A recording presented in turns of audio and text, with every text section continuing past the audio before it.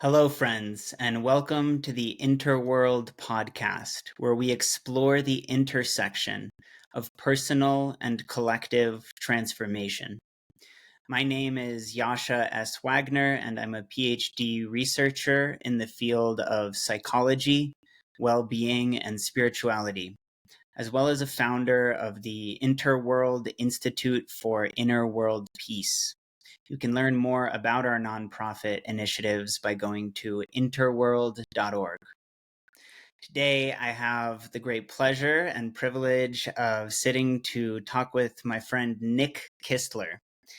Nicholas or Nick Kistler is a comparative theologian, a grad student of theology, and is also an author who writes on Substack, releases all kinds of online content on various platforms, often related to comparative mysticism, to esoteric spiritual traditions and practices like magic and alchemy. And we'll be learning more about the foundations and schools, mystery schools, that are related to those topics today. So I'm very excited for this conversation. We have a lot to share, a lot to explore in this first round. And without further ado, here's my interview with Nick Kistler.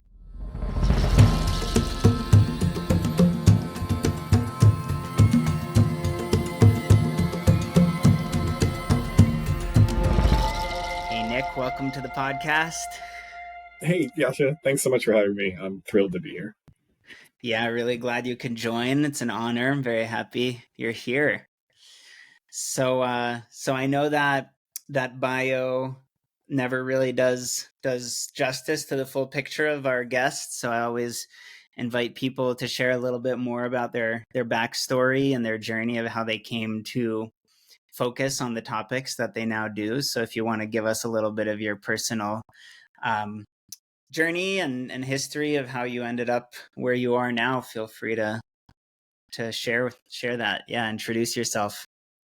Sure, yeah. I mean, the quick and dirty is I never really expected to be interested in any of the stuff that I currently am totally immersed in. I was doing my undergraduate in Washington, D.C. for international relations, and I was anti-religion as a concept. I thought, opiate to the masses, Marxist style. It just wasn't, it was something that was used for control and something that was either delusional or sociopathic in some sense. But, I was also 19, so maybe not I had the largest view of the world at that point in my life.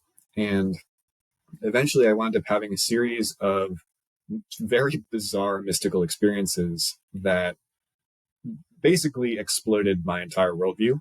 And I wound up dropping out of school to more or less try and figure out what had happened to me. I mean, when one day you wake up and you think, there is no God, all these people are morons. And then that evening you have a non-dual experience of merging with the cosmos, that'll force you to inquire as to what is actually going on.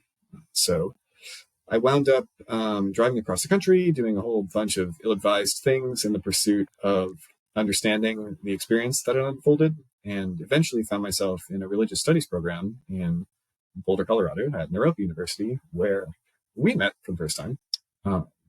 And since then, I've been studying different theologies, different philosophies, and kind of different schemas for how people understand the world.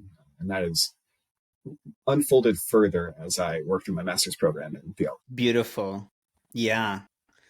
Well, that's definitely quite a transformation to go through from skeptical of all religion to having a primary mystical experience in your own personal life and consciousness.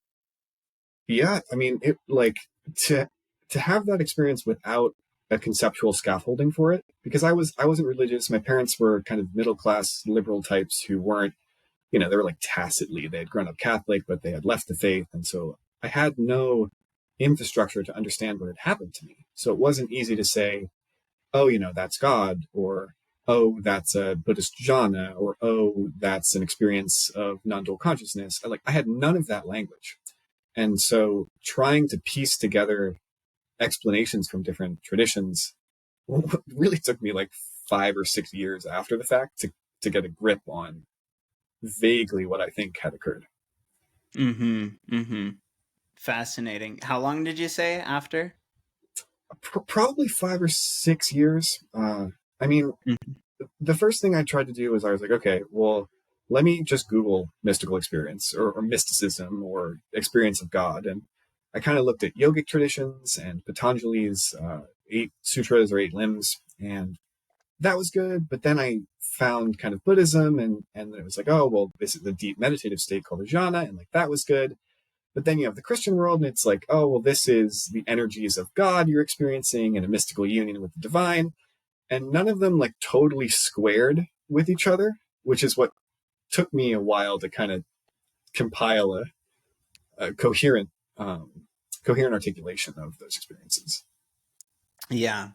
Well, so why don't we actually dive into that continuation of the story? Because you went from this disorienting, transformative experience that catalyzed and catapulted a whole new life trajectory. But then that trajectory brought you into particular areas of study that you started to focus on more yourself. And I know you even began sharing those with others. And I feel like there's a lot in terms of how you're sharing that we'll end up getting to by the end of this episode related to your upcoming book and so on. But I know that you also started even around the time that I met you, um, basically building, it sounds like semi accidentally, like an online audience and following around the insights that you were reading about and discovering and sharing. So maybe you could describe for us, as listeners might have no context for what it is that you really study, or what the terms even mean that I was mentioning in your bio, and just give some context for like how you came to that, what you ended up discovering there, what areas of focus ended up piquing your interest the most, and then especially like how you went into sharing that with others, and what happened when you did, and what you were sharing. And I'll probably prod into that last part a little more soon, but yeah. Yeah, I mean, well, part of what was so profoundly disconcerting about the experience was beforehand, I was miserable. My life was, I had everything, right? I was living in a killer apartment in DC. I had great friends. I had, was being irresponsible with the use of my body in various ways. But by the cultural sort of standards, I had like one.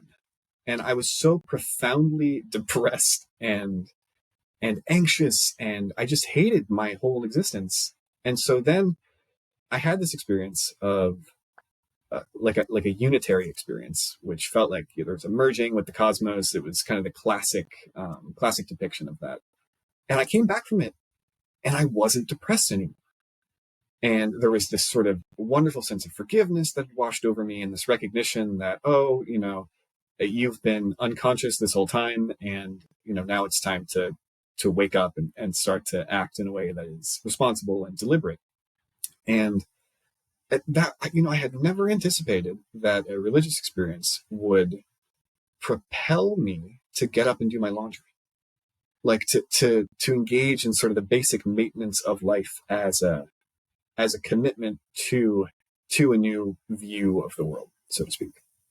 Uh, and because it was so transformative and personally healing in some sense, I really wanted to know what had happened, how it had happened, and if it was a repeatable experience that could be triggered with any kind of regularity.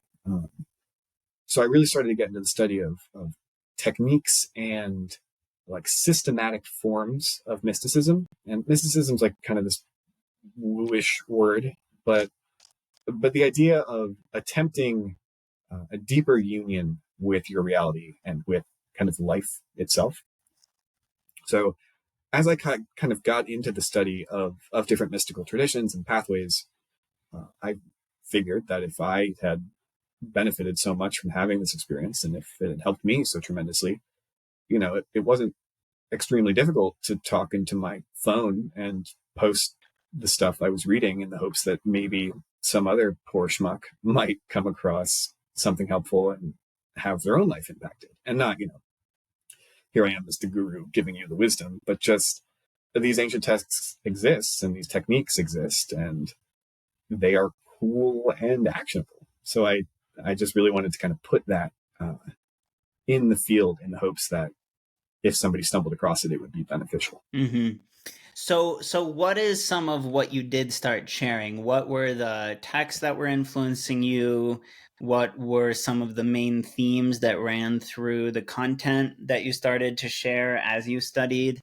What areas of concentration? And also, what do you feel like what do you feel I guess sparked or like took off, kind of had some sort of fire to it when you were sharing it? Especially, I know that in my experience there's like this vast array of particular eureka type moments, or like little insights from a text or a teaching or something, that's what I then want to share because it sparked something that really stuck with me. Like, do you feel like you were picking out moments like that and sharing them? And are there some that you'd emphasize for us as examples? Or what were the kind of techniques and scaffolding that you discovered that you were focused on sharing with people that they seemed to want and benefit from?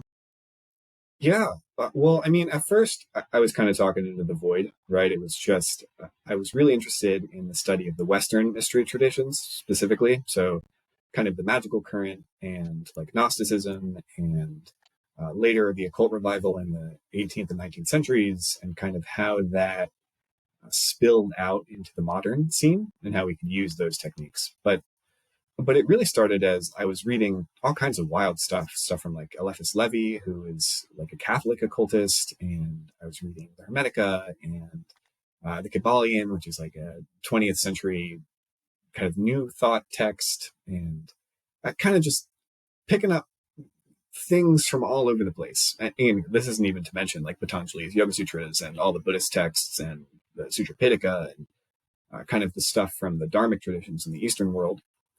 But really what I started sharing was just like stuff that I was into that I thought was easily actionable and didn't require like a ton of intellectual effort to get into. So like you can go to any occult bookstore and I guarantee you they're going to have at least one Eliphas Levi book on the shelf, right? It's like something that's just like readily available. But it was funny. The things that seem to get the most traction are, and maybe this is just a case for the internet, but are the things that are the most provocative. So I put up like a video on Aleister Crowley and why you should read him, because he's a fascinating and tragic figure in a lot of ways. And within like a very short amount of time, I had like 22,000 views. And I'm just some guy like sitting in my apartment, like doing videos at my computer, but I think people are really interested in these topics, and there's not a ton of different points of view on them. They're very like niche in some ways. So, you've already mentioned in the conversation so far a number of sources, texts, authors, and figures that I think we'll probably come back to a little bit later. But since we are on this rabbit hole of magic and Western esoterica and figures that influenced you and that you were sharing about, why don't we tarry here a while? I think that in our conversation before we started recording, there was also a lot of rich content I want to make sure we come back to. But why don't we stay with this and you just share with us more about like what authors, what schools of thought and other kind of figures or groups really brought you into this particular area of study that you resonated with or shared about. Since you've mentioned like Eliphas Levi, you mentioned the Hermetica, the Kybalion, Crowley, what are some other examples of particular schools, groups, texts, figures that you would kind of put on the table here for discussion? Yeah. Yeah, I mean, I think to kind of develop a background, if you're going to approach any of these traditions, right, any of kind of the Western magical traditions, or any really school of philosophical or religious thought, it's kind of nice to do a survey of who's out there, what they're saying, if they're different from each other, how they influence one another, to kind of give you like a landing point. So when you read something from, say, Aleister Crowley, and then later you read, something from Gerald Gardner, who founded Wicca, right? You can see, oh, Gardner lifted this directly from Crowley's Book of the Law. And then you read Crowley and you say, oh, this came from this text 100 years before Crowley. And so you can kind of put together like a timeline of intellectual development for these figures. I think in terms of just general inspiration, some of the best texts to do that tend to be more contemporary authors. They tend to have a view towards the past, or the ones who have done their homework. So if you look at people like Robert Anton Wilson, is a great example of this. Worked with Timothy Leary on some stuff, was really influenced by the Western occult tradition, but also Sufism and kind of mystical heart-centered practice, and also psychology. So you got this kind of great overarching narrative that looks into the past to move into the future. So I'd say maybe Wilson is one of the more important figures in my own experience. Crowley, he's big, despite kind of the ramifications around him. Dion Fortune, or Violet Firth, she really, really influential in the magical revival that went on in the 19th and 20th centuries. So a lot of the stuff in modern lodges is influenced a ton by her thought. And yeah, I mean, the trouble is there's hundreds and hundreds of texts I could prattle off, but Well, why don't since Crowley in particular just keeps coming up repeatedly in this particular instance of our conversation, why don't you unpack some of the critique around pros and cons and what cautions may be there and so on? yeah, I mean, he's one of these very like bizarre figures who has gained this level of notoriety that I don't know many other spiritual figures ever have really picked up. I mean, you've got some saints, but they tend to be, we like them. They're positive figures. Crowley has this bizarre confluence of obviously being a genius, but at the same time being very damaged from his childhood, from his relationship with his mother, and his let's call it perhaps irresponsible use of chemicals to further his mystical experiences. He's called the wickedest man in the world. It's likely that he killed at least one person throughout the time he was kind of doing his weirdness. So he's got this really, like, he's not really a moral exemplar, to put it lightly. But at the same time, if you read Liber ABA in book 4 and his big blue book called Magic, I mean, it's incredible. His grasp of theory, at least in the Western world, from Egyptian magic to the more modern strains of it, was cutting edge. He's got this wonderful introduction in this classical grimoire that MacGregor Mathers translated. He was one of the founders of one of these mystical orders, where Crowley talks about how summoning spirits is accessing different parts of the brain. And, you got to, in context, this is the early 1900s. This is before Jungian thought is out on the scene. It's before psychology, psychoanalysis has become as ubiquitous as it is today. And so this idea that, when you summon an entity, you're accessing a different part of your consciousness, like that, nobody had put that forward before in the way he was putting it forward. So with a lot of the transgressive stuff that comes with Crowley, and there is quite a bit of transgressive stuff, there are also these moments of genius that it would be a shame to overlook if you couldn't stomach his proclivities, let's say.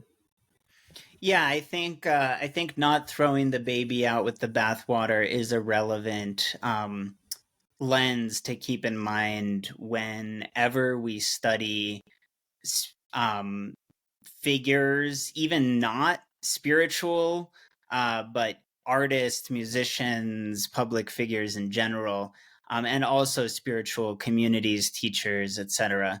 That a lot of times it's hard from the outside to get a full picture of what something means, what it looks like. The question is like, what's relevant and helpful, practically speaking, in a real integrated way in your own life and conduct, and not so much what opinions and judgments do you want to form, because on some level, when we focus on that, we might miss any actually relevant points, and kind of waste time getting distracted by uh, some parts that may or may not be. So I don't know, if that's a well-rounded and full-fledged perspective that I just expressed, but I do think that very often it's like, well, if a person changed the world, or if their music was deeply transformative for your life or for culture and society in some positive way and so on, it's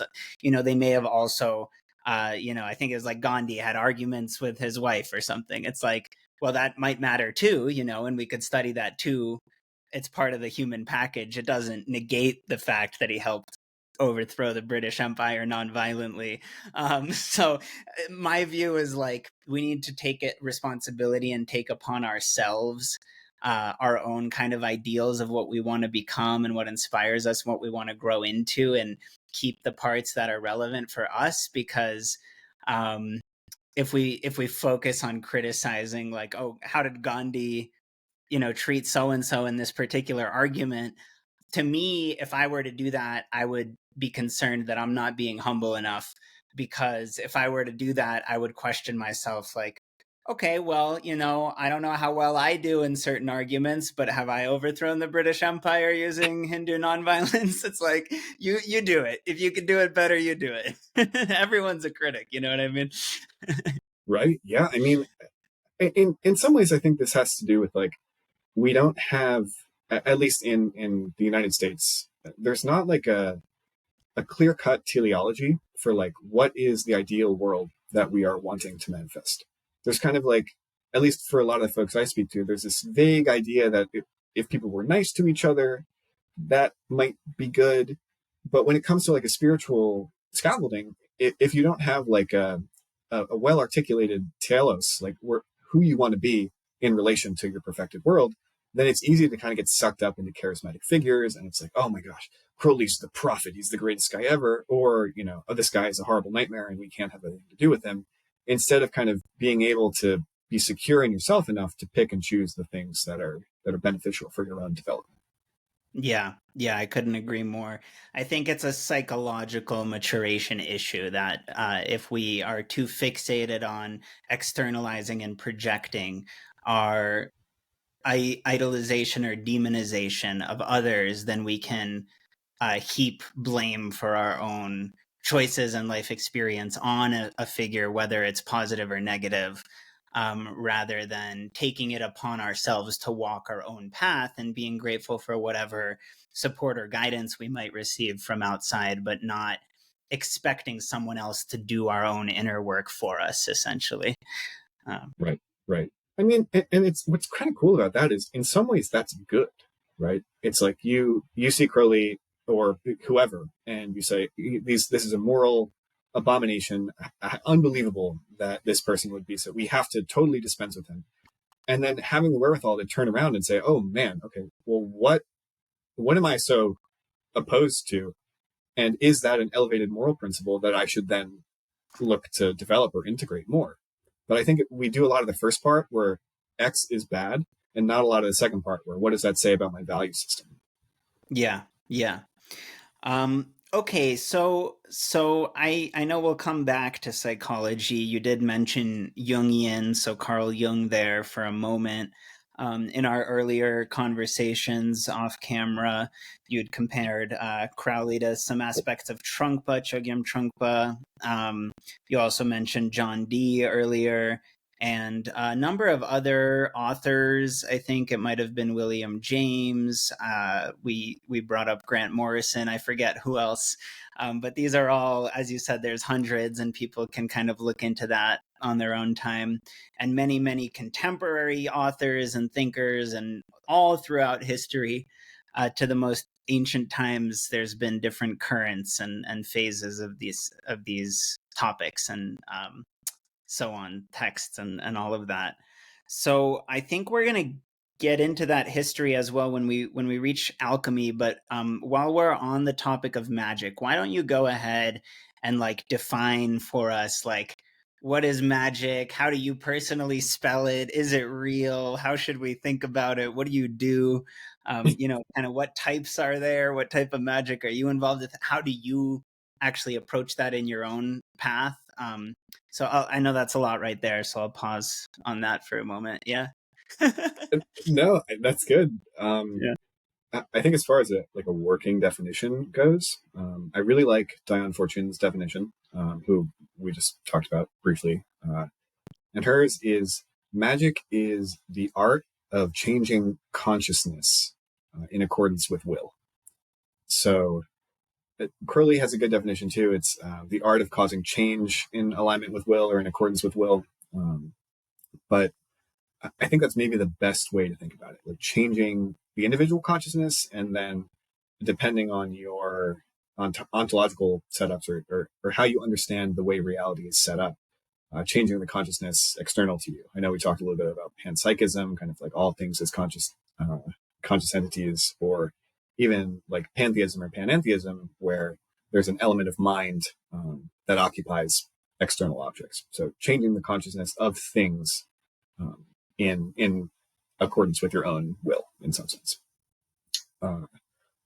So the spelling is sort of amusing. I think a lot of people will spell magic with a K to indicate that it is not stagecraft, that it's not pulling rabbits out of hats in front of casino goers or any other venue. I tend to, it depends on the day, honestly. It depends on what I'm working on. I'll change the spelling. If you're in the context of like an alchemical text and you use magic, your audience is going to know what you're talking about, as opposed to if it's an introductory thing to the Western esoteric tradition and you use magic, it might be good spelled with a K, if only to underscore that historical difficulty that folks have used the K to indicate that function. As far as is it real, that's a sort of amusing thing. There's a quote in a book by Robert Wilson that talks about when you're sitting in the armchair, it is very beneficial to treat entities and spirits and magic as aspects of the mind or aspects of your psychology. And it's very generative to view them in that way. But when you're in ritual, it is very important that you treat the entities that are showing up in front of you with some modicum of respect. Depending on the situation you're in, different modes are going to be more generative. Now, whether or not, if I stand in a circle and I summon an entity, is that entity real? Well, I might be hallucinating it, but in the sense that I'm seeing it, then, real kind of gets fuzzy fairly quickly. If people take psychedelic journey, for instance, or using LSD or using ayahuasca in different situations, and they have entity contact, are they real? Well, phenomenologically, you're relating to them. So, if you're seeing somebody say, actually, you're just a figment of my mind, like, please stand back.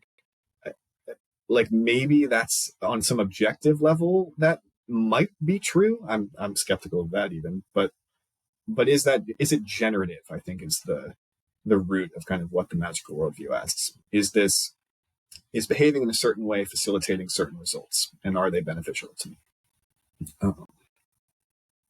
So Yeah. I actually want to chime in there on, this critique, this deconstruction, unpacking of what is this question? Is it real mean, practically, and does it have any basis? And I actually want to highlight when you say, if there's, let's say, an entity that's not belonging to normal waking consciousness, physical, material reality as we generally know it in the conventional or consensus kind of manner.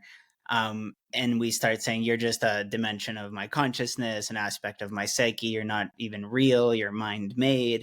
And you're pointing out, well, maybe that's not even the right attitude. Maybe it's a real entity that's there and has, but how do you define whether or not it's real? You're just talking about relating to it with respect, with some degree of perhaps not knowing, but recognizing that phenomenologically you're there and you're having this experience. But what I wanted to chime in with is, I would say perhaps when we say, the way I use the word panpsychism would be from a panpsychic view.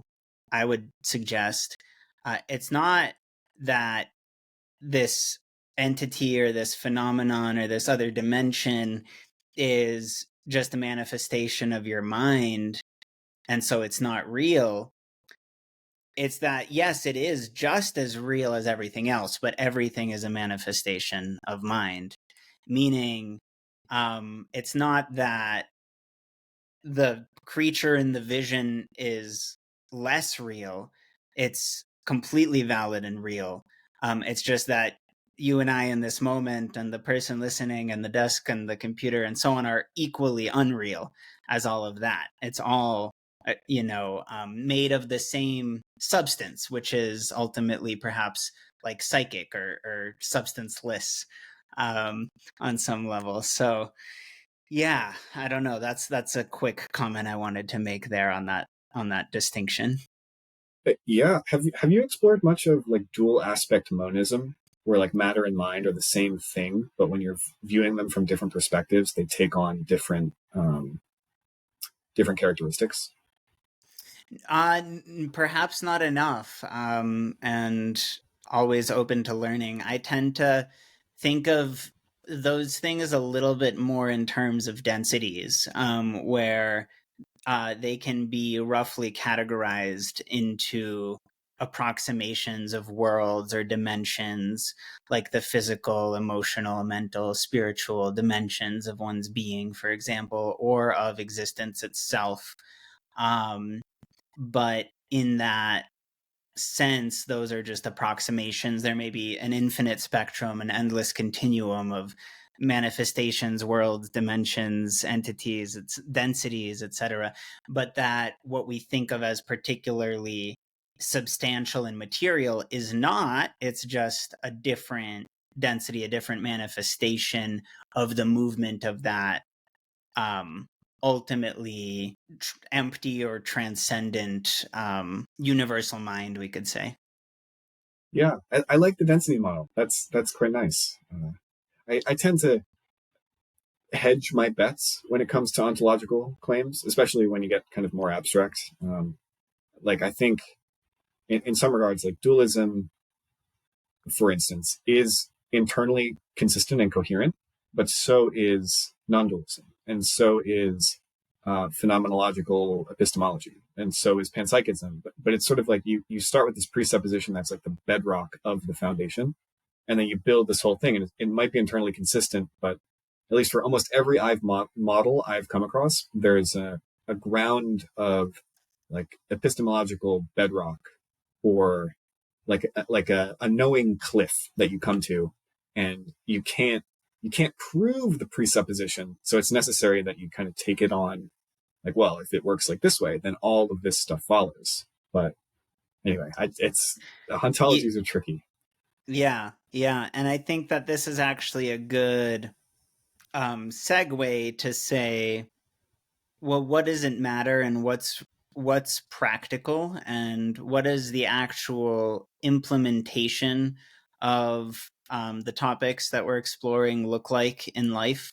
And I think there's a couple different components to that, meaning, I could begin responding in relation to how I think of monism and duality and polarities and so on. And I do think that there is somewhat of a recurring structure across traditions, that people get into philosophical debates between duality and non-duality and so on. But from more of like a almost numerological perspective, these are just like steps or stages or components. Like the oneness becomes the polarity, becomes the multiplicity, and back again, and so on. So there's like an inescapable dualism to the manifestation of oneness into diversity, right?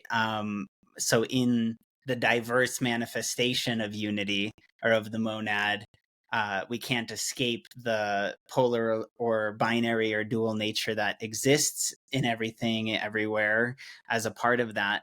Um, but that's, again, the reason I said I could respond that way is that still remains philosophical. And when we start to use these big terms, which we can keep doing and we can come back to, it becomes intellectual. And I know that you, like myself, recognize the importance of breaking out of some of that intellectualizing and philosophizing, and looking at what's practical, and what's pragmatic. And one aspect of that practice is something I want to invite you to share more about, which is, you've kind of defined magic a bit, but aside from the philosophy, what does the practice look like? Aside from the theory, what is the discipline? What are you doing? And what are the types of magic that you engage with, and some of the background there? And of course, the other piece is, even beyond the practice of, let's say, magic, what is the application into daily life and into personal growth? And like you talked about, doing your laundry. So I wonder if you could share a little bit more outside of the philosophy into the practice in those ways. Yeah, I mean, as the classical division in magical enterprises tends to be between something called high magic and low magic. I don't love this division, but as far as uh, a way to conceptualize this kind of stuff, it is sort of useful. Low magic tends to be doing ritual or doing things to get a manifest result. So, I want to manifest a speedboat, right? So I select the correct planetary hour. Maybe it's Mercury for quickness of manifestation or whatever it is. I pull out all the tools and then I do this thing in the hopes that I can manifest a speedboat into my life. That is a different enterprise from high magic, or sometimes it's called theology, which relies on invocation or bringing a spiritual entity into the body to elicit transformation. So people will do this in, like, the best example of this is probably the Wiccan rite, drawing down the moon, where the high priestess will be inhabited by the energies of the lunar goddess and then kind of speak as that authority. Right? This not only sort of allows for them to act as the fulcrum of a rite for celebrants, but it also allows them to transform themselves more towards or in alignment with the archetype of that deity.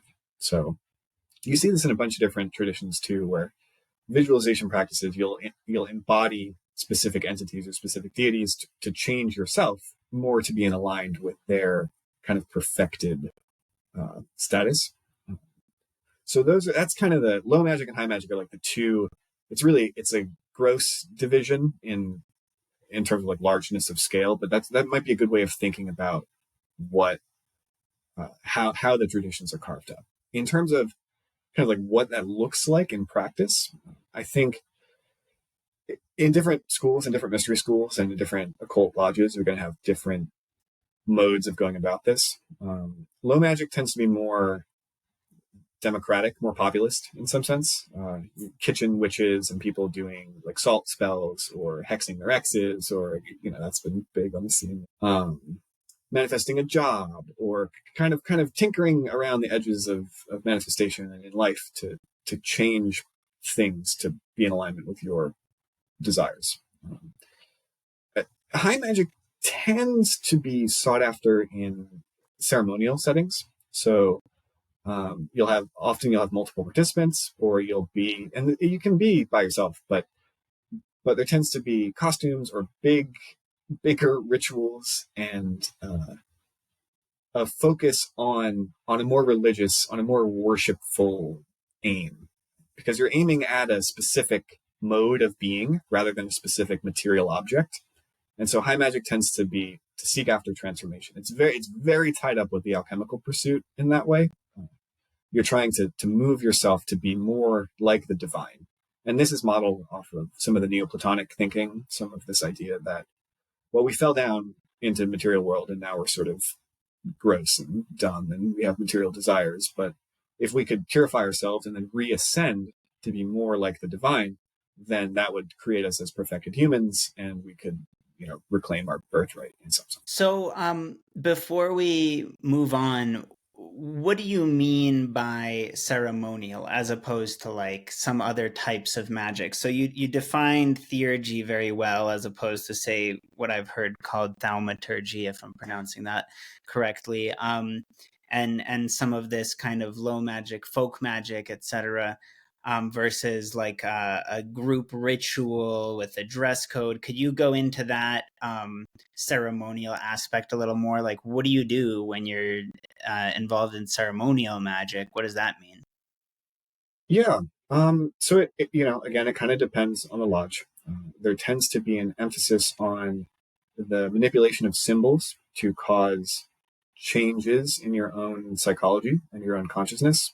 You'll see in most ceremonial setups, there's a formula for kind of how it will unfold. Normally it starts with a group banishing ritual. So you'll cleanse the space, and then there tends to be a charging ritual where you'll invite other energies into the space. In different traditions, this takes on different forms.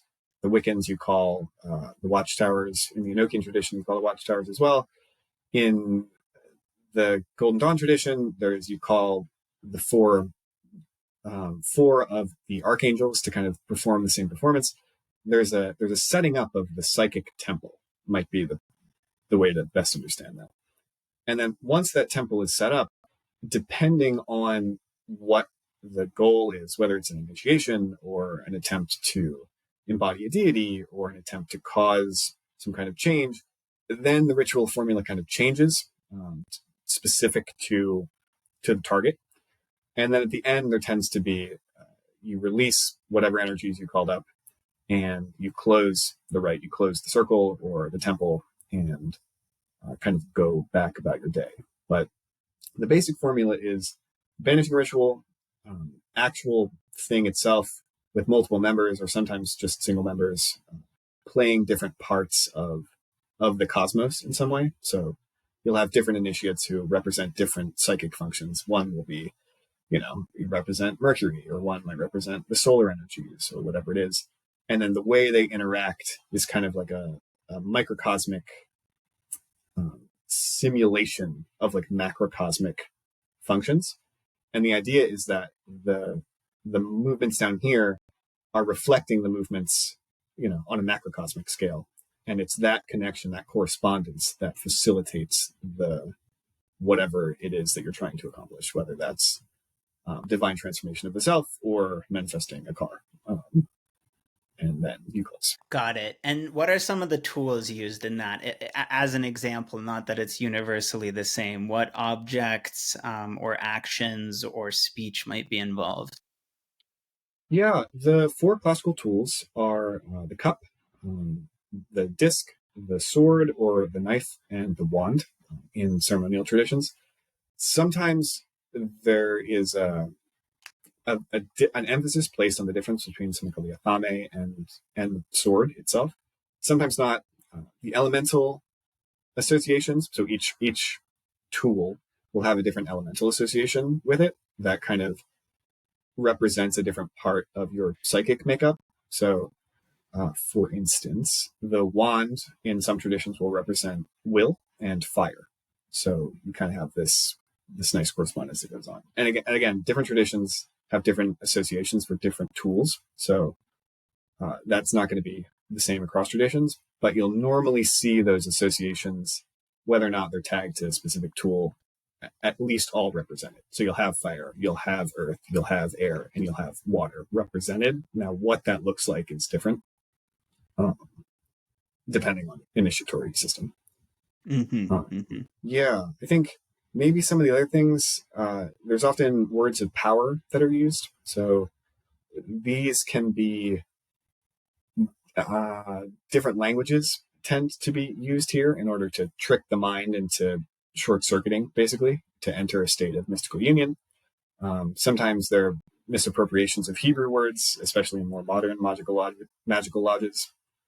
Occasionally you'll get Sanskrit interjected, but the idea for a lot of modern practitioners is to use these barbarous words as tools. The meaning itself doesn't necessarily matter so much insofar as you create a kind of sonorous atmosphere that sets the vibe for the working. And then, you get the lovely costumes and kind of the fun Egyptian headdresses and the robes, the neophyte robes and the sashes. And there's a lot of like costume and pageantry that goes on in order to help shift the practitioners out of their normal mindset into, we're doing something strange and different here. And so that's going to help shift our minds into this mode.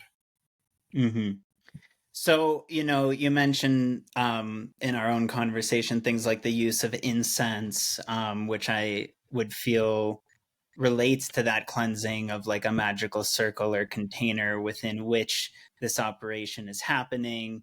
I'd imagine some of the elemental tools or symbols might be like an altar held within that circle that represents or that holds, and they sit on this altar perhaps. There may be the use of candles or fire, which of course is very ancient, and so on. And then it sounds like there's kind of a charging, like some sort of vibrational invocation, activation, attunement, etc.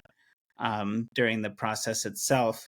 And you also brought up several times this difference between different lodges and this idea of initiates that are participating. So could you speak to what that means in your experience, this idea of initiation, initiatory schools or lodges and groups and traditions? What is that all about, or what does that look like? Yeah. So the word mystery in our modern lexicon comes from this Greek word mystikos, which is rooted in this word meo, which means to introduce or to show someone something. So broadly speaking, these schools are called mystery schools because the rites they explore show the people who are in them new modes of being that are normally hidden from conscious expression. Different lodges have different ways that they facilitate this unveiling of different states. So I want to be careful in my speech to clarify that, just because if you're involved in an initiatory Wiccan tradition, the tenor of that experience is going to be markedly different than if you're in an initiatory system in the Golden Dawn or the Ordo Templi Orientis or the AA or any of these other lodges. Like, they all have kind of different aesthetic vibes that the individual will experience, and that impacts the way that they experience the mysterium tremendum when they are shown the weirdness of reality through these rites. That said, as well, different lodges and different traditions have different structures to them. So the Golden Dawn or the OTO, for instance, will have like officers that represent different rituals, will represent different parts of reality or of the psyche or of a particular divine energy or a planetary energy or some specific function. And in some traditions, that is either absent or drastically different in terms of expression. So that's all I was trying to to pave. It's hard to paint them with a broad brush because they are so unique. But can you give some examples of your own, if you're comfortable with it, if that's appropriate, contact with that sort of thing? I don't know if those things are more secretive or if that's something you even want to speak to as to what that's all about. But do you have a way that you could describe, like, how do people actually go into and through a school like that, whether on their own or with a guided group? Does that make sense, the question? Because I think you've spoken to this a bit to me, so I'm curious if you could elaborate some more. Yeah, I mean, the structure of moving through one of these tends to mirror, at least in the early grades, mirror something like an elemental transformation. So in my own experience, folks will start with a kind of a probationary period where can you do rituals on time? Are you disciplined enough to pull this off? Are you committed enough to move through the grades? Because once you're in, if you stop halfway, it there's folks tend to get unbalanced, and that is not excellent in terms of just your own experience. So that probationary structure can last anywhere from 6 months to 2 years, depending on how the system is set up. But then once you move past that, and once you're initiated into the first grade, then you tend, at least in my experience and with the lodges I've interacted with, you tend to go through an elemental process. So the first grade will then be about earth, or the body, and kind of your finances, and cleaning up your physical reality in some ways. And then after that, you move into air. And this is kind of about the mind, or about the way your thought process works and how your thought process is interacting with your external thing. Sometimes you'll see air and water changed in terms of symbol structure, but just to note. From air, folks will then move into water, which tends to be about emotions or about your heart space as you kind of move through the world. And from water, there tends to be a movement to fire, which is about will and your application of force in your external reality. So you kind of clean up your act in earth, you engage in mind training in air, you understand your emotions and your heart space in water, and then you put all that together and apply it to your goals and your external reality in the fire grade. And from there tends to be kind of another probationary period. And this is, in my experience, it's been called the portal grade. And it's the threshold between the outer order, which is kind of an alchemical transmutation thing, and the inner order, where you're working with more stranger forms of ceremonial magic, where you're working with deity, or you're working with abstract energies in a bid for higher level personal transformation. So that tends, for modern lodges that I've been exposed to, that tends to be the structure, in terms of you build a foundation and then you kind of sequentially deconstruct and reconstruct as you move through. Mm-hmm. Do you want to speak to why sometimes some of the hermetic secrecies and things like this? Why is there a veiling of things in that way? Do you get what I'm asking? Yeah. Well, I think there's a couple things in the early texts, like Marianne Atwood wrote this book called The Hermetic Mystery, and her father read the book and said, "Wow, this is such a wonderful text, excellent, well done writing it." And she said, "Well, I published it," and he like freaked out and went and collected all the books and burned them, so nobody could have access to the secret mysteries that would undergird self-transformation. Historically, there's been kind of a twofold concern that folks who don't have an ethical foundation will do a bunch of mind training and do a bunch of internal exploration and be able to manipulate the world in a way that is not in alignment with a solid code of ethics or with a religious structure. And that, for fairly obvious reasons, would not be great. But also, if you're affecting psychological transformation Sorry, do you think that's happening in our world? What you just said, the unethical misuse of manipulating reality and energies I mean, magically. just to some degree, sure, right? Like people are doing internal exploration. They're seeing that certain choices they make trigger things in other people, and they're using that to manipulate folks. And this isn't. I'm not saying like, you know, Elon Musk is doing black magic and manipulating the world, but to a more subtle degree, like understanding your own psychology gives you quite a bit of power over the way you're interacting with the world to manipulate, to change people's minds, to persuade, to do it without seeming like you're doing it, which may be more dangerous. But uh, the Hermetic seekers, in that sense, like there was no psychology in 1600. Like there was a vague inclination, like maybe the mind, but we didn't have any kind of the framework that we have now. So that was under wraps for this.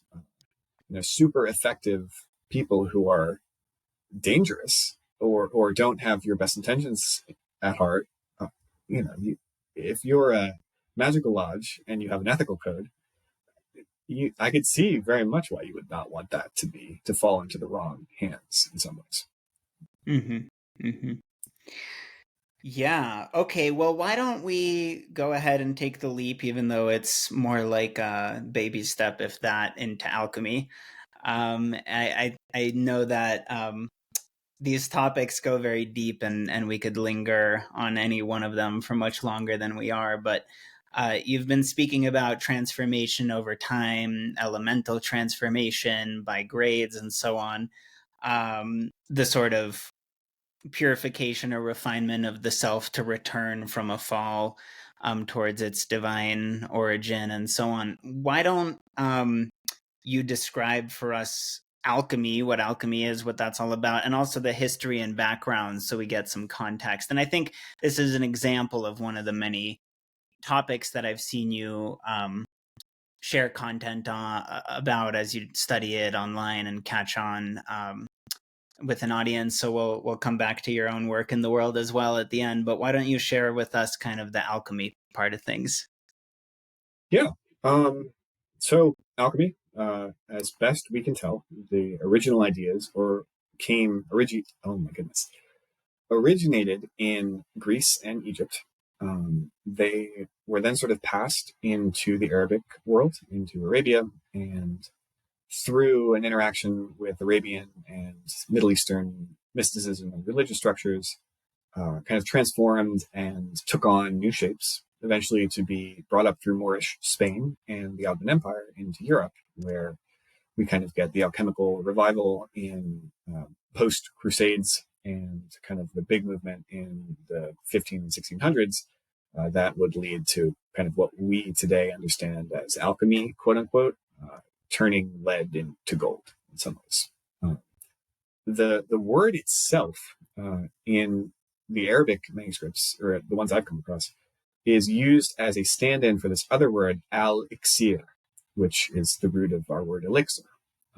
So something that causes transformation. Some folks have put forward this idea that alchemia is a reference to Egypt, Chem, the black land. Some folks have said alchemia is the Greek, so chemical or metal. So we don't totally know like where the word itself comes from or what it's necessarily referencing, but it seems to indicate in the manuscripts a substance that causes transformation when either applied or ingested. That said, there have been different strains of the alchemical enterprise in different parts of the world. There's a long and cool history of Chinese alchemy, with often using mercury and cinnabar as kind of a foundational element that folks would get into. There's a lot of really sad, frankly, stories of people ingesting too much mercury and then dying as a result because they thought it would help them attain longevity. One guy, there's this great story where he ingested alchemy or he ingested mercury and then died immediately. And his advisors said, well, it worked so well. He dropped his body perfectly and he's moved on to the spirit realm. But the alchemical pursuit has, no matter what tradition you're in, has this twofold thing: the transformation of a substance, and often that's metals or lead, into a more valuable substance, and later the transformation of the self into something more than it currently is or seems to be. What about the sort of panacea or emphasis on some sort of elixir of eternal youth and immortality that's all healing and so on? Have you studied much of that too?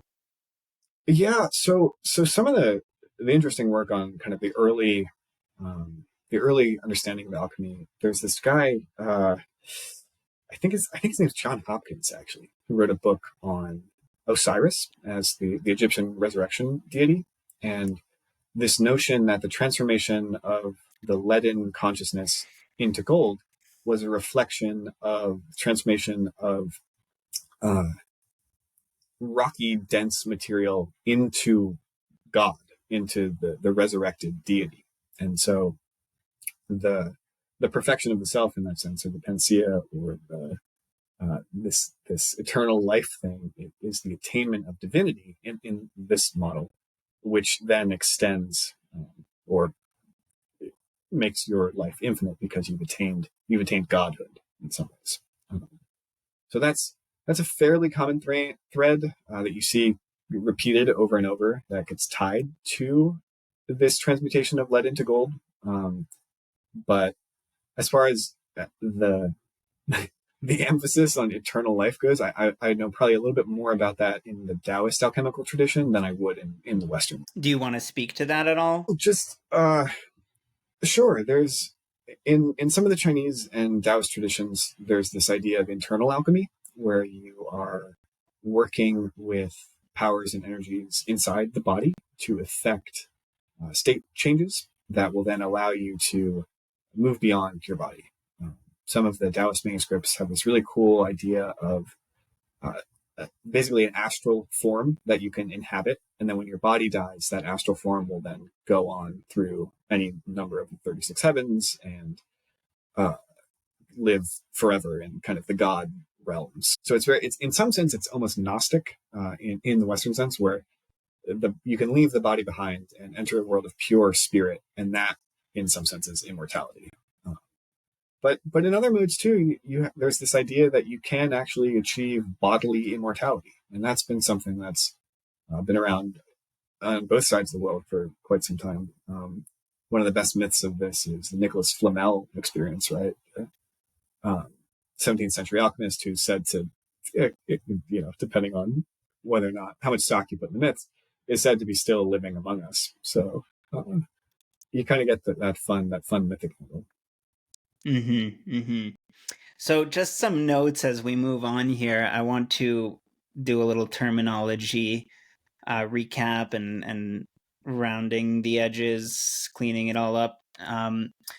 You mentioned internal alchemy in the Taoist tradition, so I want to mention the Chinese term "nei dan," which is generally used to refer to that, where the dan references cinnabar or the reddish color of mercury as the word for alchemy itself in China, and the nei means inner, as opposed to wei dan, which has to do with external elixirs and substances and so on, and the physical body and so on. So wei dan, nei dan could be relevant terms for people to be aware of. I also want to re-emphasize this idea that since we know the current classical definition of alchemy in the West is something that researchers have generally acknowledged originates in ancient Egypt as a practice, I do think that the idea that before it made its way from Egypt through Greece to Arabia and got the prefix al,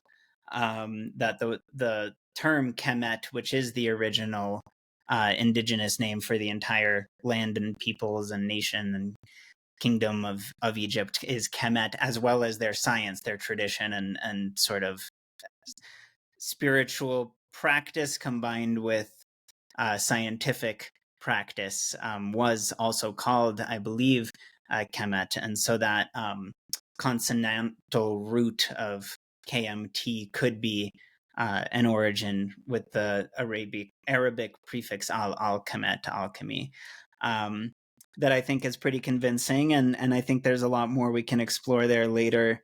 Trying to remember. Oh, yeah, you also are talking a lot about transmutation. This might be a last kind of question I ask you on. Actually, I might have a couple on alchemy. But I just want to point out, when you say transmutation of base metals like lead into gold or noble metals, there's a term chrysopia, that references that particular form of transmutation of metals, if I'm pronouncing it correctly. And I wanted to invite you to speak to your understanding of transmutation itself outside of that allegorical and or literal example of the kind of metallurgy itself, into a broader sense of transmutation in general. What does that mean? What does it mean to you? How can it be applied in different ways? Just transmutation itself, whether inner or outer, if those are even separate. I'm curious if you see any distinction between that and the word transformation, but I want to take it outside the context of chrysopia or metallic transmutation. If there's anything you could add on that point. Yeah, I mean, it's interesting because metallic transmutation is a thing.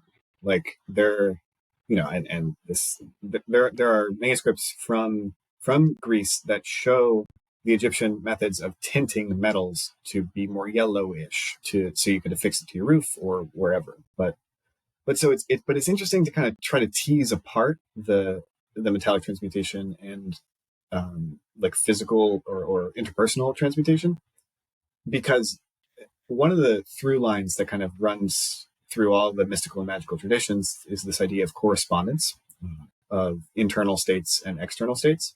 We kind of touched on that in magic, where you have people performing micro rituals that are reflecting macro principles. But it seems that a lot of this is similar for the alchemical pursuit. Even in that Osiris myth I mentioned that John Hopkins talks about, the attempt to change your light and consciousness into gold, to change mere humanness into godhood, these kind of metaphorical explorations of personal development that also track one-to-one with this idea of like lead to gold, like person to God. And so it's hard to like totally separate them, because they kind of, as concept, you can see how those metaphors like link to each other. It's sort of in terms of the personal transmutation. I mean, there's this idea that popped up in Europe just before the Renaissance, called the Prisca Theologia. This idea of the true theology, and the notion was that all of these different traditions, all of these religious structures, all had like a piece of an ancient religion that was the true way to understand reality. And for a lot of mystical practices, then it's sort of assumed that the highest point of any mystical practice is going to have a connection to this true underlying theology. And so when you transform yourself, you're transforming yourself in the image of that perfection, which has been maybe lost to the historical record, but is present. So when it comes then to transmutation, there's this idea that the transmutation in these alchemical and in these mystical practices are going to echo that, although that may well not be the case. There are modes of transmutation in different traditions that facilitate different psychological states and different modes of understanding the world. So to posit that there is a core sort of being that we can uncover through whatever tradition to my mind, it may seem like a bit of a misstep, just because, if you engage in like Buddhist meditation tied with certain types of alchemy, you're going to have a different mode of consciousness than if you engage in like practical laboratory alchemy paired with Western ritual magic. They're just, the aesthetics of that change, and so it's going to impact the way you move in the world. Although you are changing, certainly, but what you're changing into is, I think, something that deserves perhaps more examination in this literature. Yeah, and just to clarify, like I wasn't asking you to tease out internal transmutation as opposed to, so you know where I was coming from. The way that I like to define the word transmutation, just semantically, linguistically, on its own, is that the real difference between transmutation and transformation is just that they're essentially the same thing. They're both change. How does one thing become something else? Anything, whether it's metal, whether it's a day, whether it's a fly, like how does you get from point X to Y, A to Z, A to B, whatever it might be? How do things change and transform? What is it like to, and I think a big part of this, like how does a seed become a tree, for example? How does an egg become a bird? And how do, maybe how do cells become humans, or how do snakes become birds, and so on. It's like it's a deep exploration of transmutation. How might a piece of sand inside a clam become a pearl, a caterpillar become a butterfly? It's really change itself is this study of transmutation. And whether it's in the I Ching, the Book of Changes, or something like a study of the seasons of the year, or the seasons of a human life, and phases we go through. uh, you know so this is obviously a big topic, but if you look at the idea of a seed becoming a tree, or you look at something like the Tibetan Kala Chakra, this idea of the wheels of time and so on, I think the notion there is that change is inevitable, that everything changes, that it's all growing, that lead might on its own organically over unknown eons just become gold because of its nature, so to speak, or that a tiny seed might grow towards the sun from the dark earth sooner or later. But that part of the alchemical transmutation is to apply heat, apply pressure, and speed it up. And that causes this inevitable organic, and on a spiritual personal level, you could see this as we're all ultimately growing back towards our God self, let's say, for lack of better language right now. But what does it look like through the pressures of the commitments you talked about, the daily rituals, whatever it might be? What does it look like to actually intentionally apply some heat to that process and initiate, activate it so that it speeds up a bit, and it happens not so fast that it's left spoiled or you pass out halfway, but fast enough to get there sooner, something like that. So, but on a much more basic level, and it took me a lot longer than I expected to get to this, because this was really the only point I wanted to make when I started talking just now. I like to just define transmutation as the understanding, the reason we realize we're able to do that, the reason we realize things can become anything else, any one thing could potentially be any other or contain any other in potential, is we realize that they're actually on some level made of the same thing. Meaning, transformation is this thing becomes that thing. Transmutation as a word simply recognizes, yes, this thing becomes that thing, but we know we're actually able to do that because they're actually one and the same thing. That thing B was actually thing A, and thing A does actually have thing B. Like there's this underlying shared identity, let's say, and that could even apply to polar opposite things. Like, let's say true happiness and immense misery, like they seem opposite, but through transmutation, suffering itself could become this lasting wisdom, or equanimity, or happiness in a more enlightened sense. So things that seem irreconcilable from an alchemical perspective on transmutation change and become each other because they're actually just expressions along one spectrum. That's basically, more or less, no pun intended, what I wanted to interject there. Yeah, did you want to add anything there? No, that's bang on. I mean, like the notion that you already possess the perfected state internally and just need to actualize it. I mean, that's fantastic, right? Like the idea that the the perfected world is a thing you can actualize through the perfection of the self, but the recognition that, oh man, that not only is something I can do, but the fact that I can do it at all reflects that I have that capacity or that function already present. I mean, I think, you look at kind of like the karma yoga stuff from the Indian traditions or from the Vedic traditions, and this idea, like the frame shift of, oh my gosh, this is such a terrible thing. It's like, well, maybe it is, but also this can be of service as I move through the world, and just being able to hold the multiplicity of things is, yeah, just well said, excellently said. Yeah, thank you. I'm glad we're vibing with each other on some of these topics. They're lots of fun. And I appreciate everything you're bringing. I want to ask you one last question before we move on to our last few topics, which is Emerald Tablet. Just got to ask you while we're here on alchemy. Can you tell us your understanding or sense of what is the Emerald Tablet all about?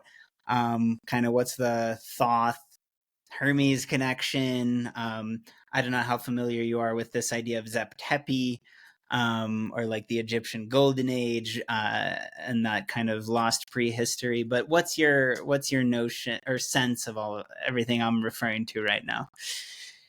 Yeah, I mean, the Emerald Tablet is a really interesting piece of historical Hermetic text. I think, Frank, I think the Emerald Tablet tends to get like singled out as a very specific example of Hermetic philosophy, and to my mind, it is very useful to read the whole Hermetic corpus rather than to kind of stick with the Emerald Tablet, which tends to be like a fairly inscrutable piece of writing. The quick and dirty history purportedly written by this fellow Hermes Trismegistus, Hermes thrice greatest, or sometimes referred to as Thoth, sometimes Thoth the Atlantean, depending on who you're up to. That is basically a pitch for non-dual modes of thinking. So I believe this is where the as above, so below text comes from initially. The Hermetica as a body of text tends to be around the first century CE. So we sort of collect a bunch of things in this era. I've seen the Emerald Tablet dated all over the place, depending on who's doing the dating. But it seems like it could be anywhere from the 300 BCE to about 500 CE. So as far as like the historical record seems to go. The question of kind of the Egyptian golden age is interesting. The prehistory stuff is sort of fun. But I would be lying to you if I said I knew anything more than I'm personally amused by the idea. Yeah. Yeah, I mean, there's very interesting research, and including modern, relatively uncontested scientific findings of like Sundaland is the current term for a geological landmass or continent. It's the name of a continent in present day Polynesian island regions, that as of right now, current scientists have like discovered and confirmed this thing was populated. It was submerged. There was migration from it, and that's a that's not a fringe theory. That's mainstream at this point, as far as Sundaland goes. And furthermore, that submersion would have happened with immense flooding. And rising sea levels towards the end of the last ice age, which is often referenced in these sort of more alternative or occult traditions as the pre-Egypt kind of golden age, or some time where like these tablets or mysteries could have originally come from. So whether there's any connection there or not is not necessarily what I'm trying to get into right now, but just to say that, if you want to call Thoth the Atlantean or whatever, with this idea of submerged continents and great floods from long before we currently speak of, some aspects of that we simply know at this point from empirical materialistic standpoint are actually factual from what has been found at this point, which is very interesting, I think.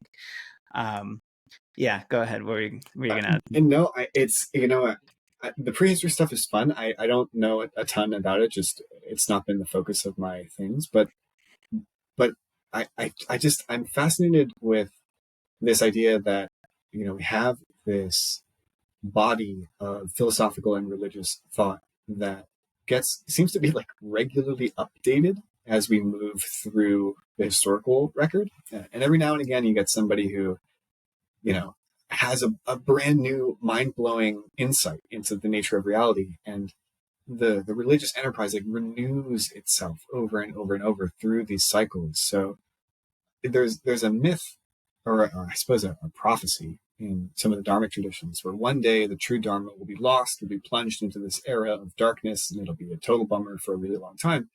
But then, we'll rediscover these techniques and these ways of viewing ourselves in the world. And I just, whether or not it's kind of we received this from these ancient wisdoms from an ancient peoples, and it's been a through line, or whether or not it's constantly regenerating.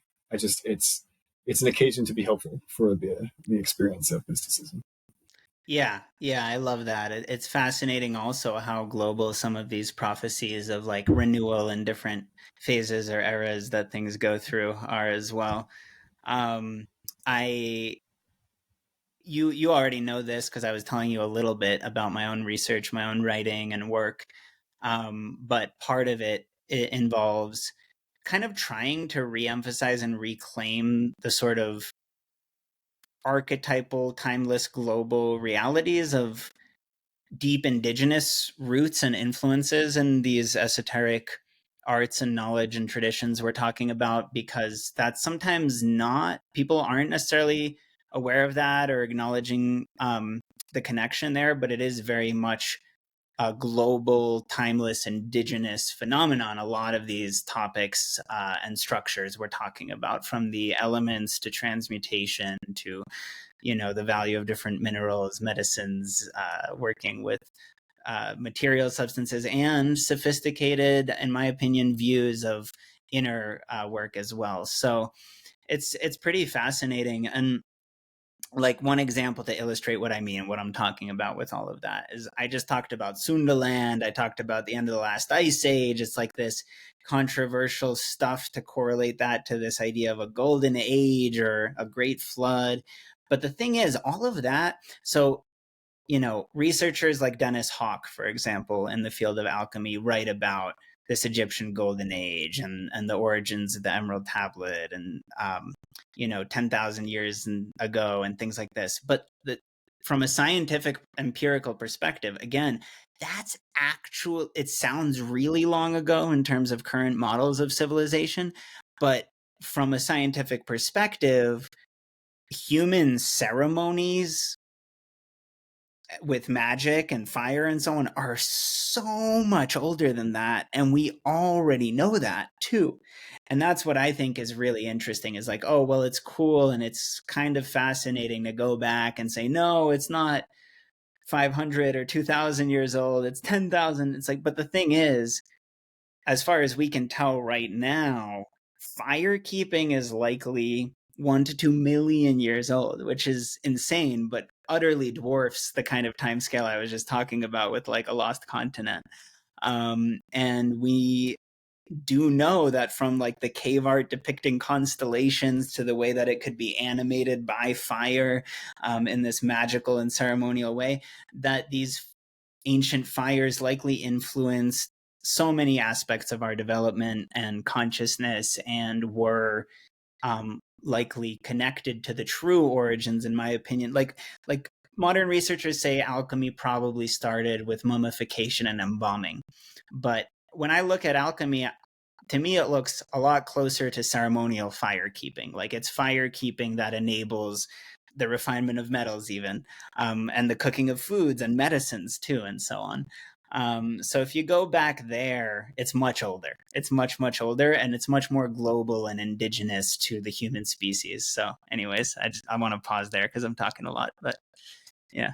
No, I think that's excellent. I think that's an excellent way to articulate the historical trends. I mean, we look back 10,000 years, you've got Göbekli Tepe, but that's one of the first temple complexes that we have kind of in the archaeological record, and that's 10,000 years ago.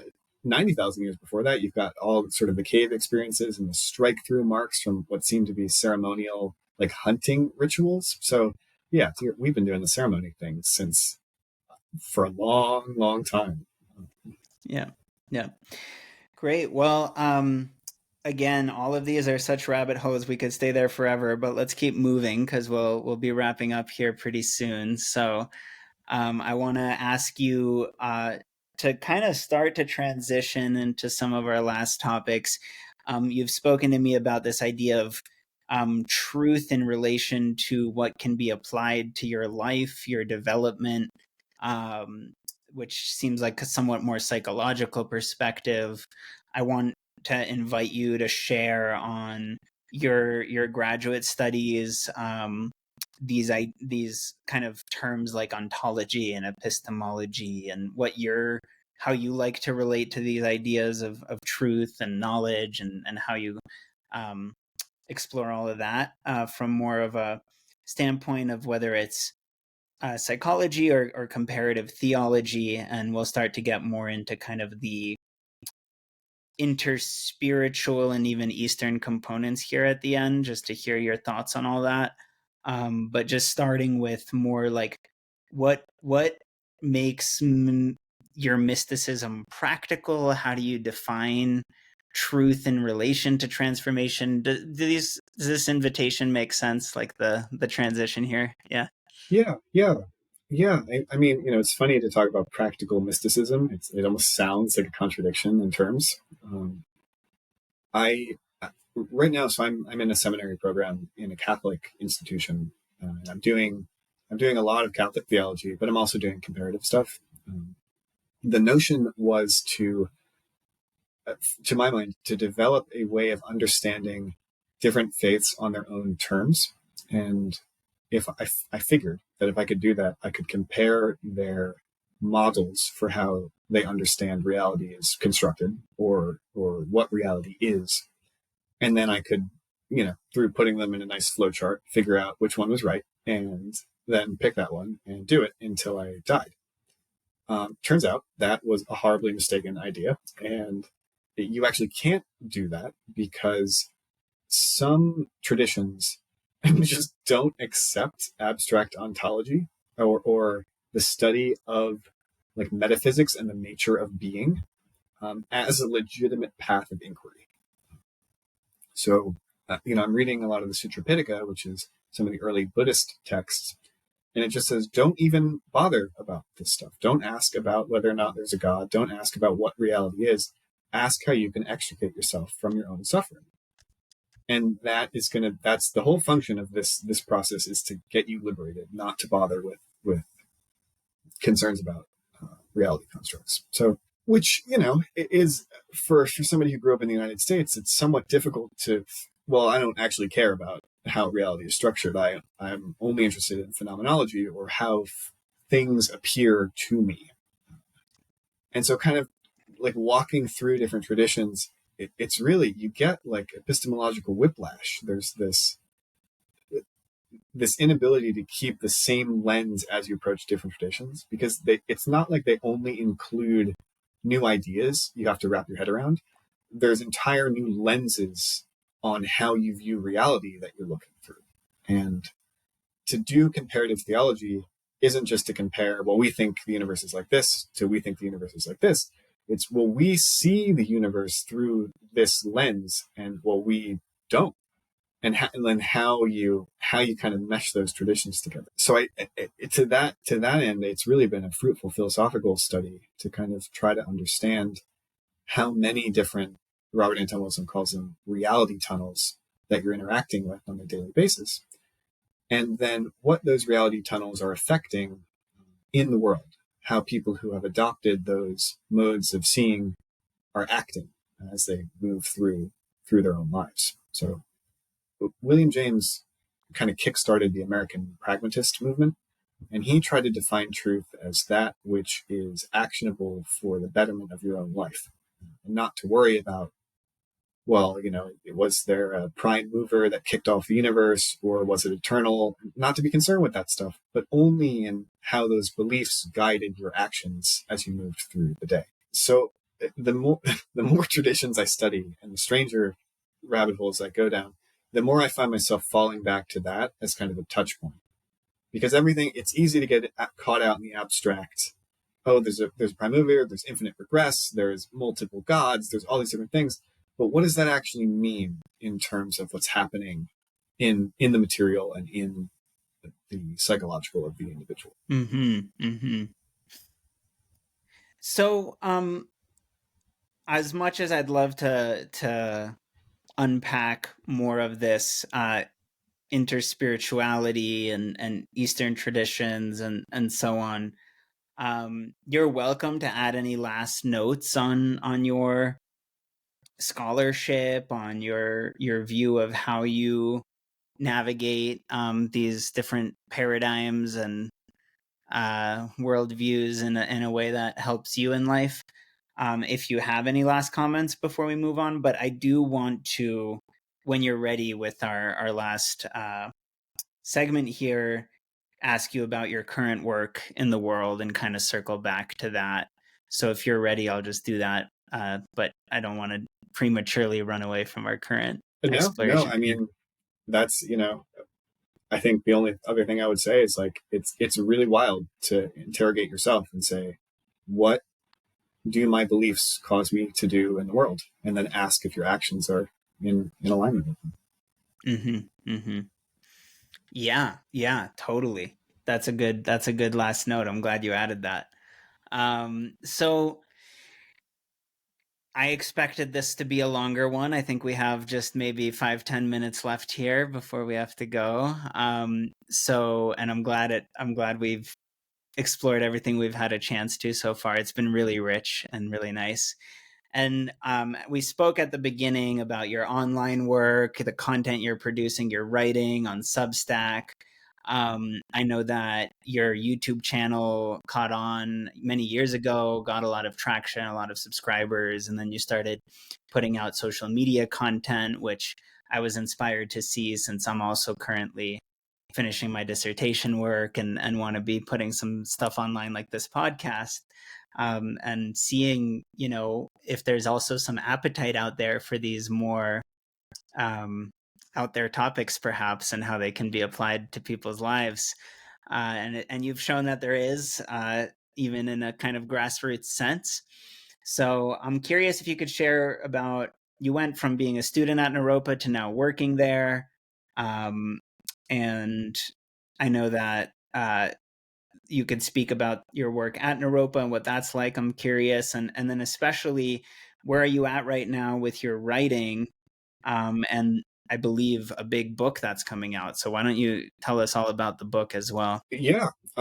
Yeah. I mean, you mentioned Naropa. It's a total pleasure to be there again. I get to work in the wisdom traditions department, and it's full of just delightfully strange and incredibly intelligent individuals from myriad faith traditions. So, every time I go to the office, it's such a rich and interesting experience. I had a meeting that was supposed to be on course scheduling, but then wound up as like an hour discourse on how best to interpret the Quran. So that kind of thing.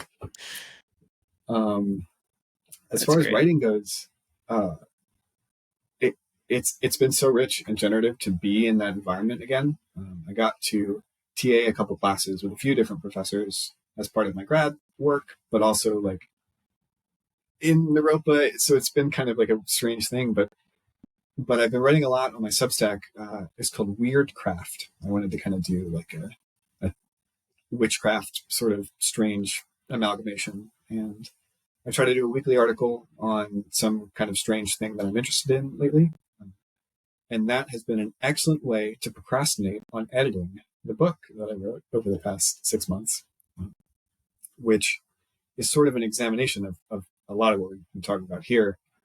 Alchemy, mysticism, the practice of magic. So, summoning spirits to manifesting your car. The practical implications of meditation and modes of Buddhist and yogic meditation, I kind of wanted to do a big umbrella book on mysticism and functional religious practice in a way that would give people the tools to both start practicing and then to look deeper into these topics as they develop um, an interest in a particular field or subset of thought. Very cool. And is the book that you are going to be releasing on so many of the topics we've discussed today, is that the same book that you said you wrote related to different types of entities?